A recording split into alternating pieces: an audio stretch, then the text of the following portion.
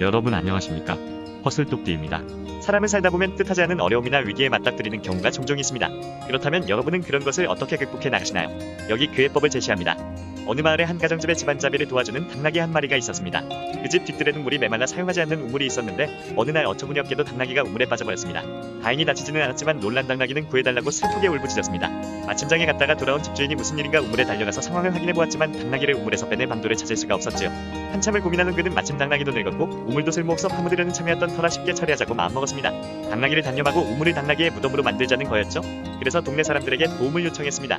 집주인의 말을 들은 사람들은 우물을 파묻기 위해 제각기삽을 가져와서 흙을 파 우물을 메우기 시작했습니다. 뜻하지 않은 상황이 벌어지자 당나귀는 위에서 쏟아지는 흙을 올려보며 당황해서 더욱더 울부짖을 수밖에 없었습니다. 이럴 때면 사람들이 참 잔인하게 느껴지지 않나요? 당나귀 처절한 소리가 귀에 거슬렸지만 방도가 없었던 터라 사람들은 계속해서 흙을 퍼다 날라 우물 속으로 던져 넣었습니다. 그런데 이상한 일이 벌어졌습니다. 얼마가 지나자 어쩐 일인지 당나귀의 울부짖는 소리가 멈춘 것입니다.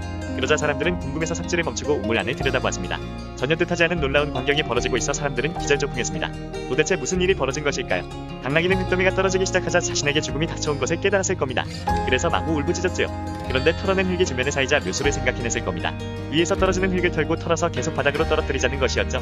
그래서 발밑으로 흙을 쌓이게 하니 차곡차곡 쌓인 흙은 점점 높아져간 것입니다. 이를 발판 삼아 조금씩 위로 오를 수 있었던 것입니다. 그러니 살려달라고 소리를 지를 필요가 없었던 거죠.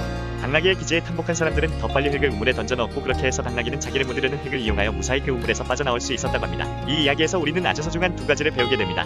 하나는 발상의 전환입니다. 남들이 나를 해치려 할지라도 두려워하고만 있으면 안 된다는 겁니다. 발상을 전하면 자신을 해치려 하는 흙이 거꾸로 자신을 구해주는 기적의 사다리가 될 수도 있다는 것, 바로 영혼이 높아지는 디딤돌이 된다는 것을 가르쳐주기 때문이죠. 둘째는 세옹지마입니다. 모든 삶에는 거꾸로 된 거울뒤 같은 세상이 있습니다.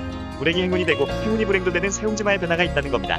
우물에 떨어진 것은 불행이었지만 우물 속까지 절망의 극한 속에서도 그 불행을 이용하여 행운으로 바꾸는 놀라운 역전의 기회가 있음을 항시 기억해야 할 것입니다.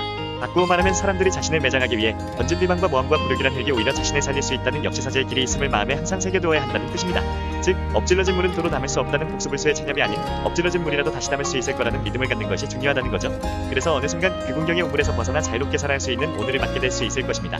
일종의 넌센스 퀴즈를 끝으로 영상을 끝내겠습니다. 끈으로 단단히 매듭지어 봉해진 주머니 안에 있는 물건을 제일 빨리 확인하는 방법은 무엇일까요? 단순합니다. 가위로 매듭을 잘라내어 개봉하면 됩니다. 이도 발상의 전환 아닌가요? 사람들은 매듭은 풀어야 한다는 고정관념 때문에 매듭을 풀려고 애쓰기 때문에 시간을 허비하고 있는 거죠. 시청해주셔서 대단히 감사합니다. 허슬똑띠였습니다.